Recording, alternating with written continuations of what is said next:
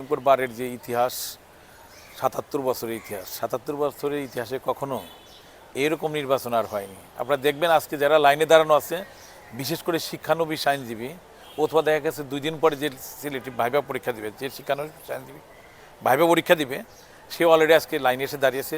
তারপরেও ভোটারদের কোনো উপস্থিতি নেই সেখানে। অর্থাৎ আমরা যারা এরকম ইন্ডিভিজুয়াল ক্যাটাগরিতে প্রার্থী হয়েছিলাম, আমি যেরকম সম্পাদক প্রার্থী ছিলাম, কিন্তু আরও এরকম আমি ছাড়া আরও 41 জন প্রার্থী হয়েছিলেন। 41 জন প্রার্থীর ব্যাপারে যে একটি উদাহরণ সৃষ্টি করেছে, এটা কলঙ্কজনক একটি অধ্যায়। তার কারণ সুপ্রিম কোর্ট আইনজীবী সমিতির যে গঠনতন্ত্র আছে বা সংবিধান আছে, সেখানে প্লাস নির্বাচনী রুলস 2001-এর যে বিষয়গুলো আছে, ঠিক সেই বিষয়ের পরিপন্থী রূপে এই ইলেকশনটা হচ্ছে।